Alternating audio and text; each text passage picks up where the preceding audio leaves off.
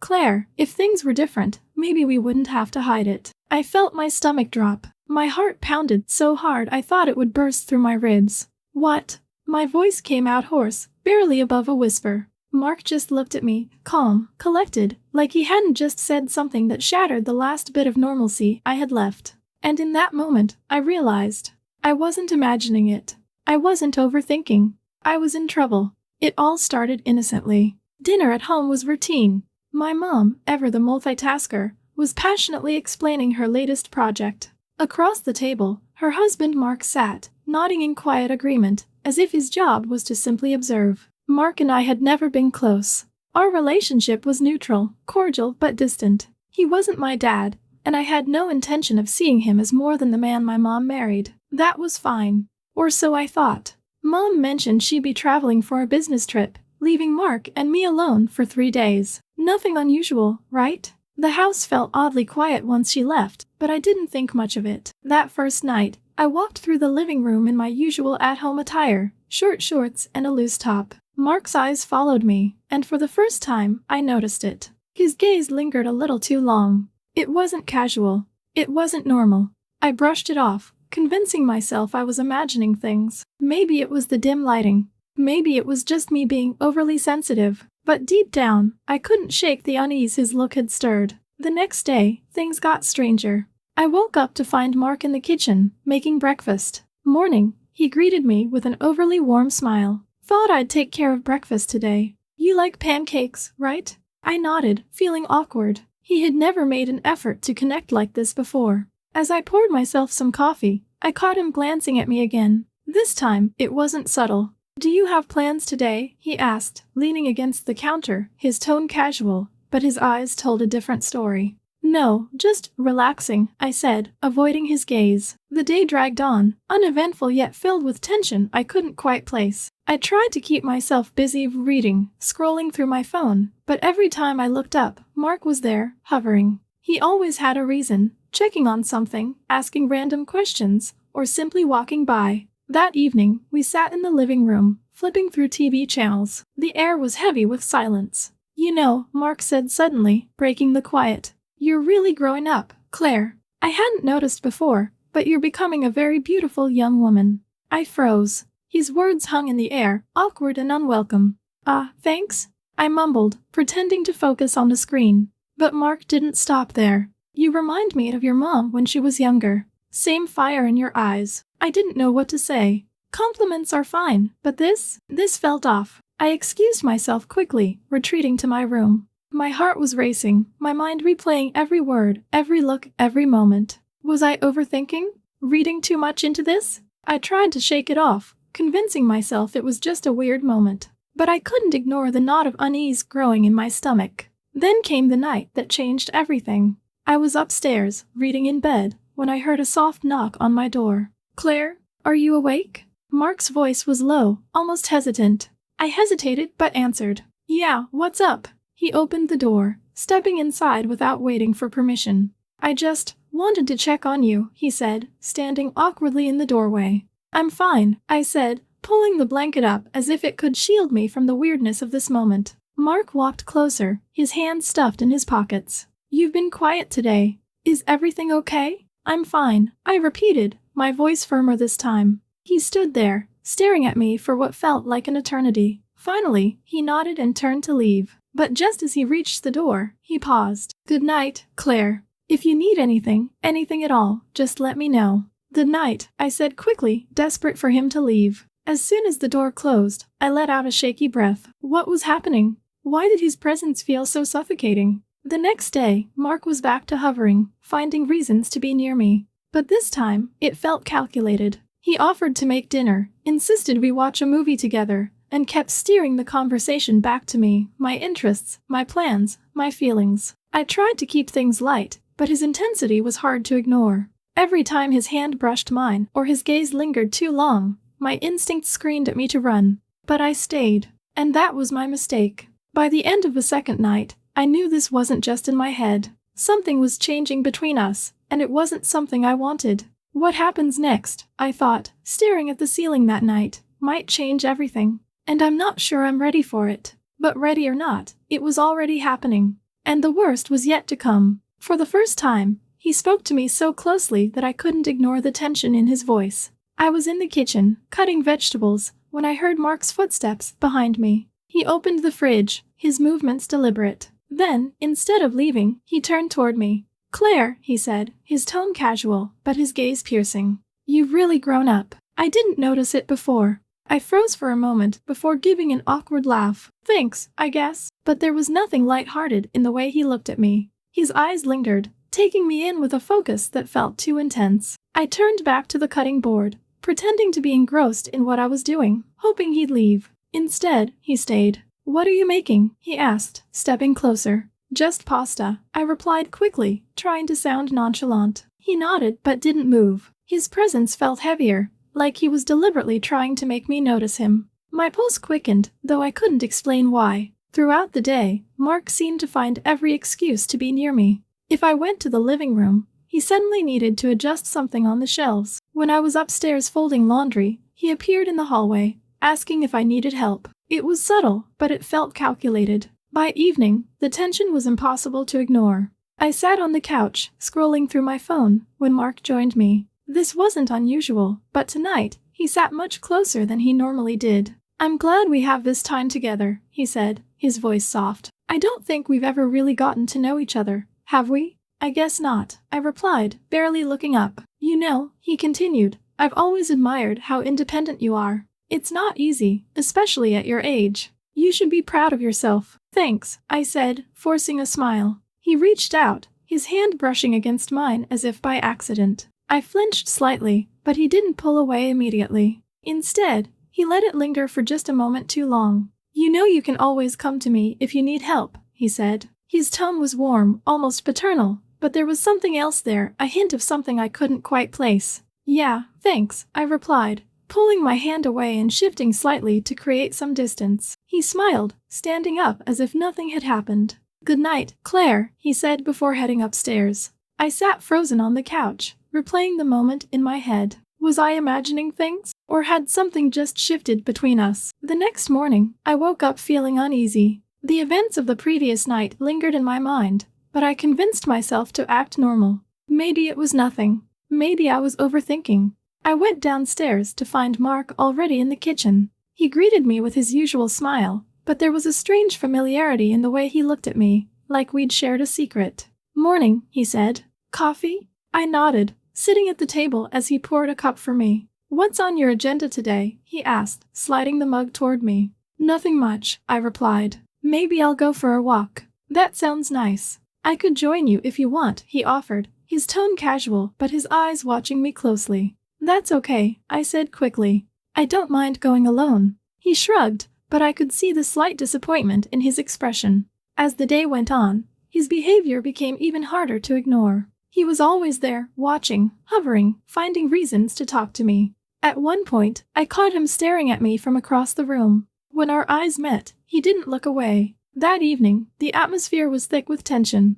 We sat down to watch a movie, but I could barely focus on the screen. Mark was too close again, his arm resting on the back of the couch behind me. "Claire," he said halfway through the movie, his voice low. "Yeah?"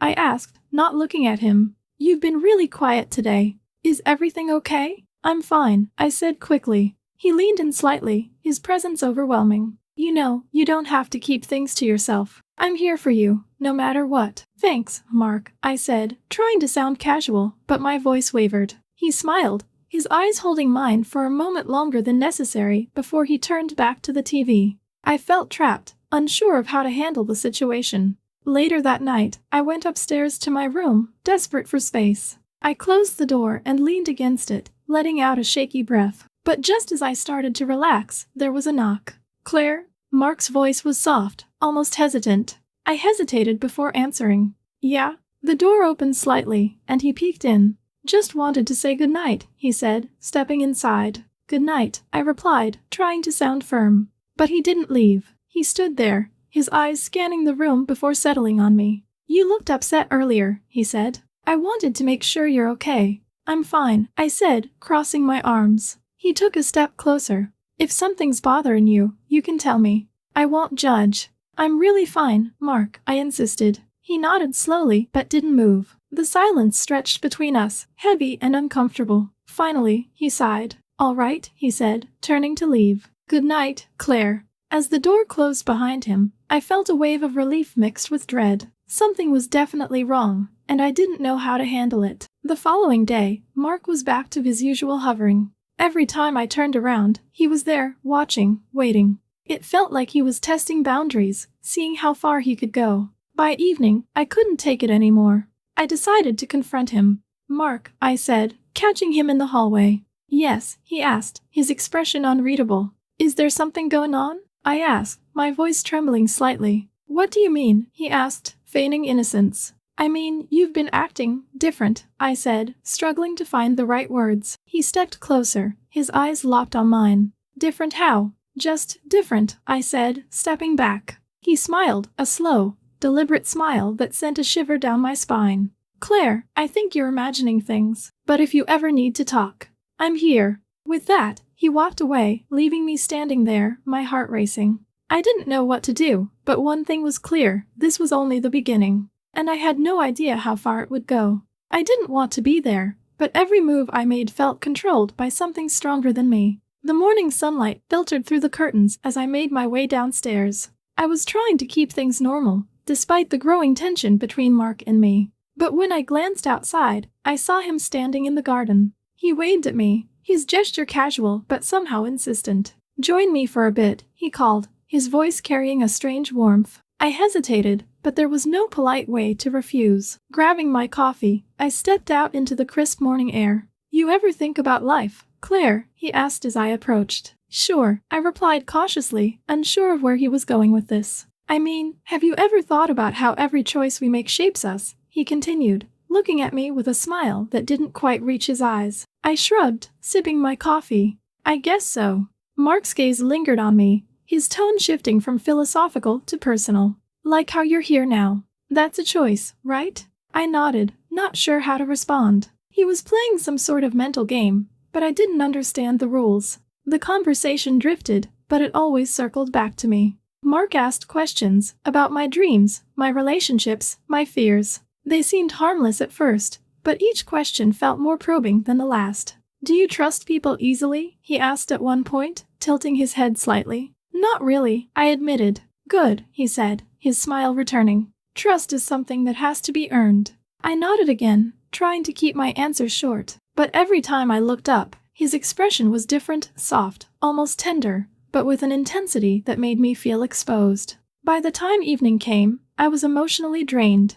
I thought about retreating to my room, but Mark suggested we watch a movie together. His tone was light, but his eyes held a quiet persistence. "Come on, Claire," he urged. "It'll be fun. Just one movie." I sighed, reluctantly agreeing. Maybe it would be easier to sit through a movie than navigate another labyrinth of questions. I chose a spot on the couch, deliberately keeping some space between us. But Mark didn't seem to notice, or care. He settled in beside me, close enough that I could feel the warmth radiating from his arm. As the movie played, I tried to focus on the screen, but my attention kept drifting to Mark. His presence was overwhelming, and every time he shifted, I tensed. At one point, his hand brushed against mine. It was subtle, almost accidental, but he didn't pull away. Neither did I. "Claire," he said suddenly, his voice low. "Yeah?"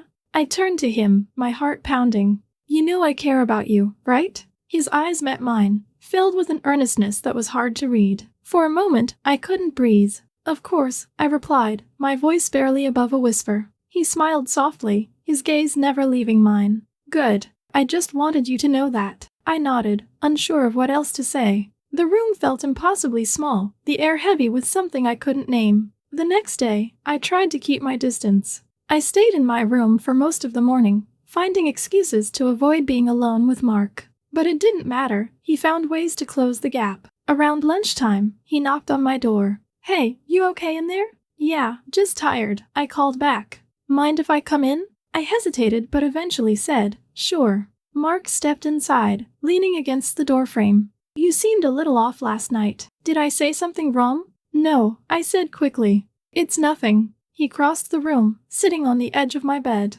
"Claire, you don't have to hide how you feel. You can talk to me about anything." His voice was calm, almost soothing, but his proximity made my skin prickle. I'm fine, really, I insisted, forcing a smile. Mark studied me for a moment before nodding. All right. Just remember, I'm always here for you. His words hung in the air long after he left, a mix of reassurance and something heavier. That evening, I found myself in the kitchen, cleaning up after dinner. Mark appeared again, his timing impeccable. Need help? He asked, already reaching for a towel. No, I've got it, I said, but he stayed anyway. We worked in silence for a while, but the quiet felt anything but peaceful. Every brush of his hand against mine, every glance he stole, sent a jolt through me. Finally, I couldn't take it anymore. I turned to him, my voice trembling. Mark, what are you doing? What do you mean? He asked, his expression calm but his eyes unreadable. You've been different lately, I said, struggling to find the right words. Mark stepped closer, his voice soft but firm. Different how? I don't know, I stammered. You're making me feel. What? He pressed, his gaze locking onto mine.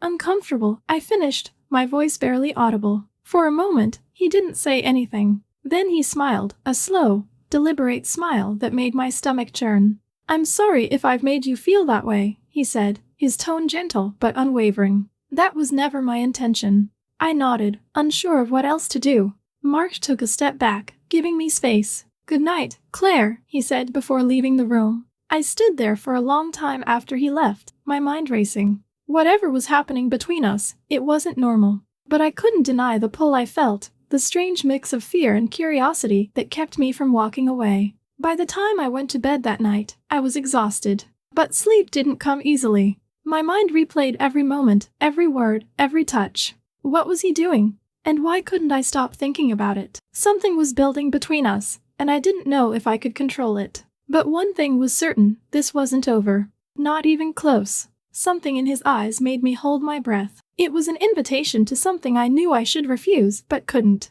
The final evening felt different, even from the start. Mark's presence was more than noticeable. It was almost oppressive. The air between us seemed charged, like an invisible current that neither of us could ignore. We sat down for dinner as usual, but the silence felt heavy. I tried to focus on my plate, avoiding his gaze, but Mark broke the quiet with an unexpected offer. How about a glass of wine? He asked casually, though his tone hinted at something more deliberate. Wine, I repeated, surprised. Why not? It's just the two of us tonight. Might as well relax a little. His suggestion felt odd, given our dynamic, but I didn't want to make it awkward. Sure, I agreed, forcing a smile. Mark retrieved a bottle from the kitchen and poured 2 glasses. He handed me one, his fingers brushing mine briefly. I told myself it was accidental, but my skin burned where he touched me. As we drank, the conversation turned. What started as small talk slowly became more personal, more intimate. You remind me so much of your mother, he said suddenly, his voice soft but heavy with meaning.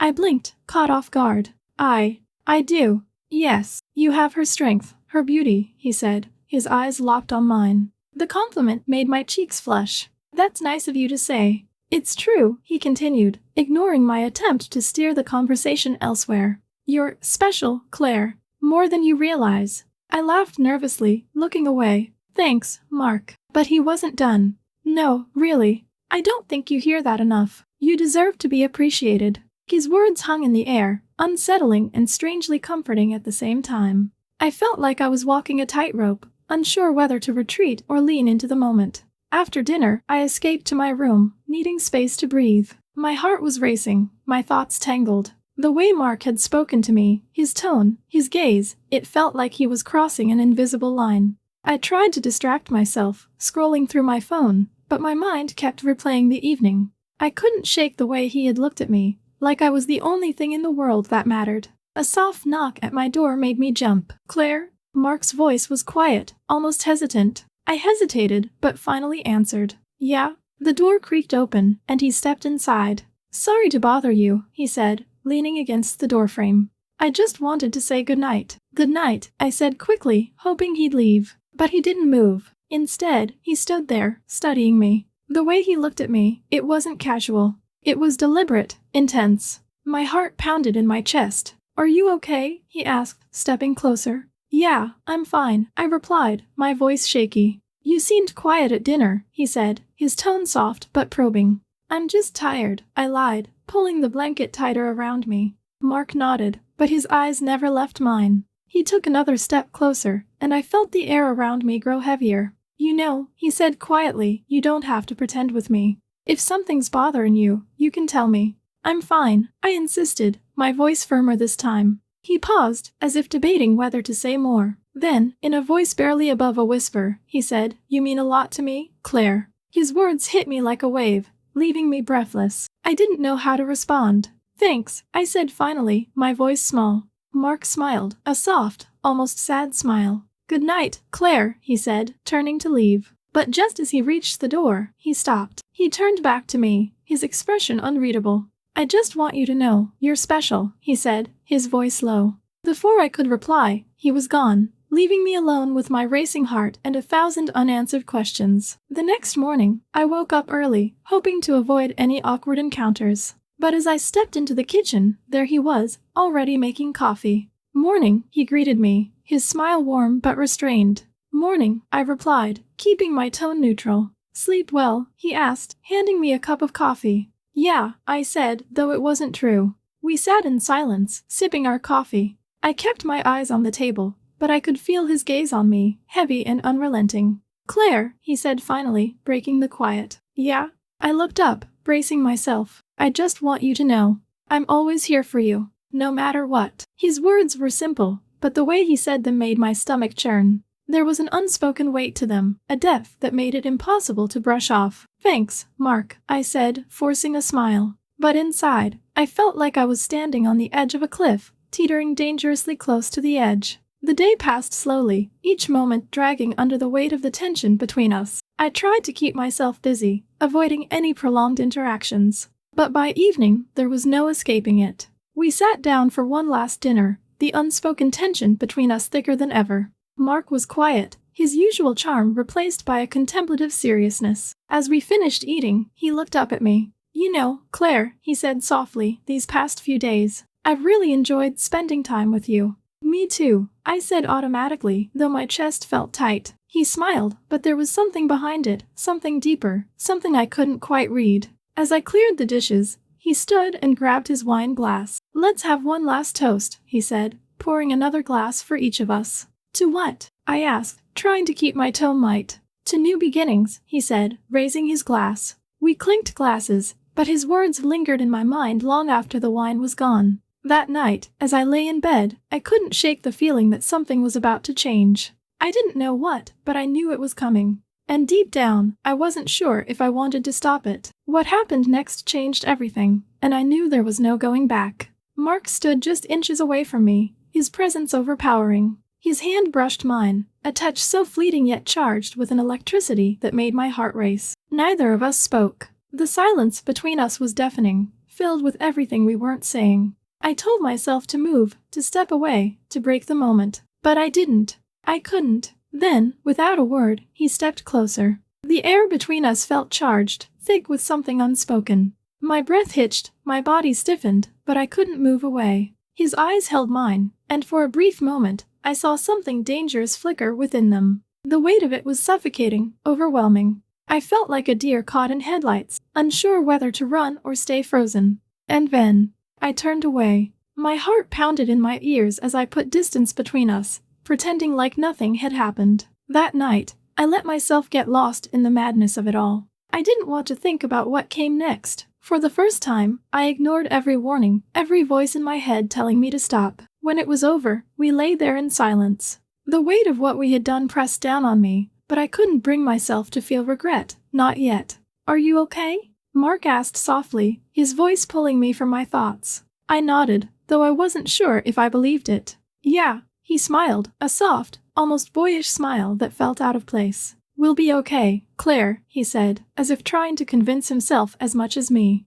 But deep down, I knew nothing about this was okay. The next morning, the sunlight streaming through the curtains felt harsh, like it was exposing every secret from the night before. I woke up alone, my mind racing. For a moment, I thought it had all been a dream. But the lingering warmth on my lips told me it wasn't. I got dressed quickly, hoping to avoid Mark. I wasn't ready to face him, or myself. But as I stepped into the kitchen, there he was, acting as if everything was normal. "Good morning," he greeted me with a warm smile. Morning, I replied, my voice barely audible. He poured me a cup of coffee, his movements calm, deliberate. You okay? He asked, his tone light, as if we hadn't just crossed an unthinkable line. Yeah, I said, though my chest felt tight. We sat in silence, the tension between us thick and suffocating. Every glance he stole, every casual word he spoke felt like a reminder of what we had done. I thought I'd have more time to process everything, to figure out what to do next. But life had other plans. The sound of the front door opening snapped me out of my thoughts.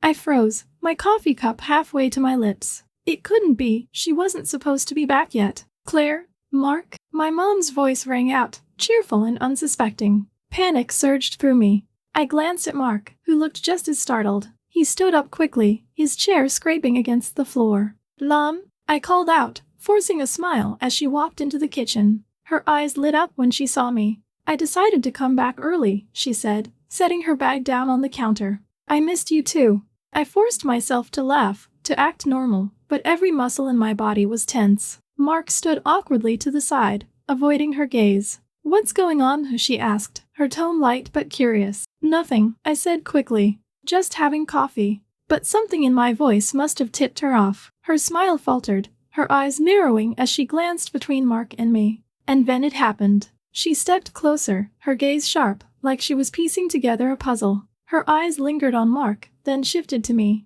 Something in her expression changed, confusion giving way to realization. Claire, she said slowly, her voice trembling. What's going on here? Nothing, I said again, my voice cracking. But it was too late. She knew. Her face twisted in a mixture of shock and rage. Tell me this isn't what I think it is, she demanded, her voice rising. I couldn't speak. My throat felt like it was closing up, the weight of her accusation crushing me. Mark, she turned to him, her voice shaking. What did you do?